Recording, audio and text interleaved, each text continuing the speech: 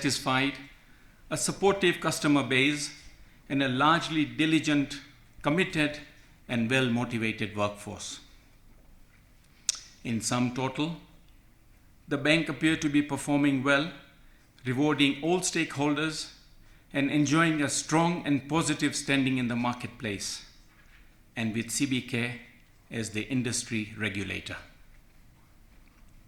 Accordingly, there were absolutely no signs whatsoever that would have reasonably aroused any suspicion or misgivings on the part of shareholders and non-executive directors as far as the running and management of the bank was concerned.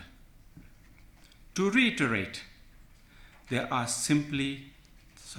simply no indicators whatsoever that would have made us reasonably apprehensive of any unlawful or improper going-ons at the bank. Following the receivership, our focus has been on protecting the depositor and bondholder and reopening the bank. With this in mind, the shareholders appointed a team of restructuring and legal experts to formulate a recovery plan. This plan was presented to CBK in October of last year. The plan called for the following: an immediate payment to all depositors up to an amount of Kenya shillings 1 million. Conversion of some of the deposits into equity in the bank and redemption of these, plus the repayment of the balance of deposit over a 3-year period with interest.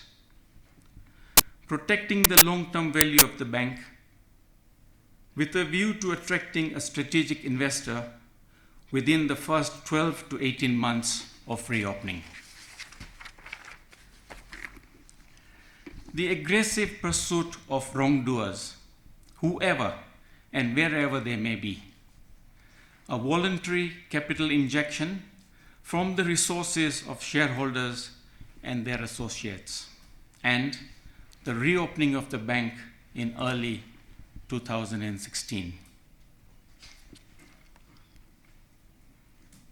The plan was based on high-level information, and we have never received access to due diligence and detailed information on the bank's situation as requested.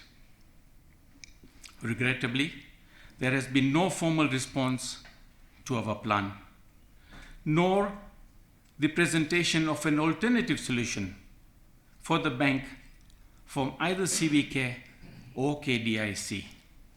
Instead, there has been an orchestrated blame game against the non-executive directors and the shareholders of the bank. We will not allow this to continue and are prepared to protect our rights in a court of law.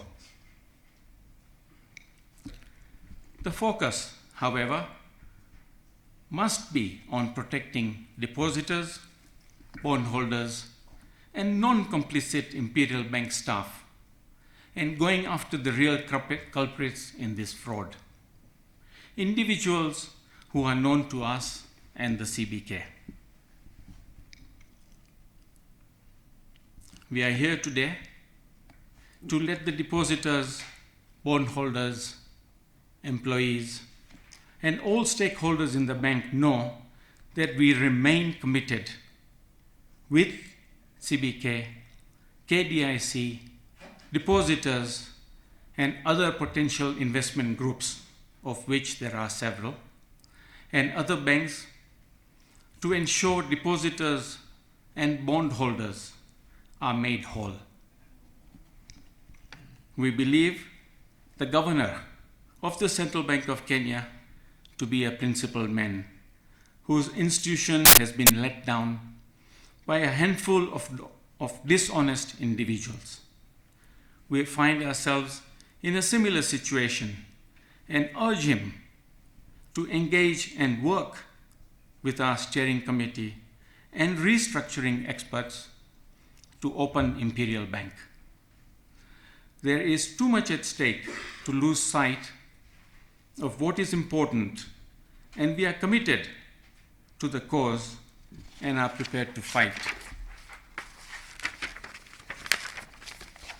for the right to reopen this bank. We urge the governor to do the same. It would be amiss for me if I did not take this opportunity to reach out to all the staff of Imperial Bank. You remain the heart and soul of this institution, and I can only imagine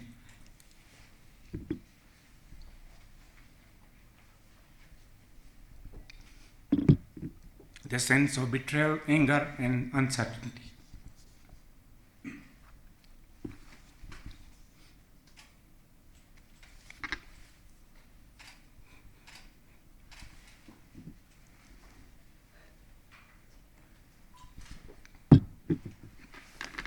Sorry. As I said earlier, we must refuse to let a few bad eggs get in the way of our lives and dreams.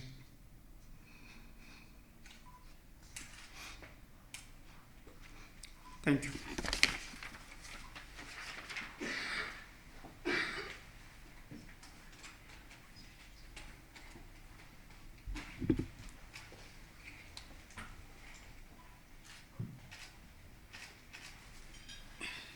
Thank you, Chairman.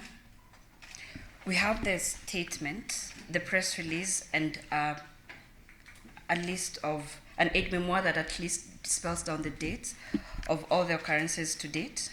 We'll share with you on your way out. We received some questions beforehand that at least we've had the lawyer look at. And as explained earlier, because of the legal sensitivity of the matter, we'll try as much as possible to answer the ones that are there. So I'll take the questions in 3 batches, allowing the shareholders and the directors to have a look at them, and then we can have them responded. So the first question is from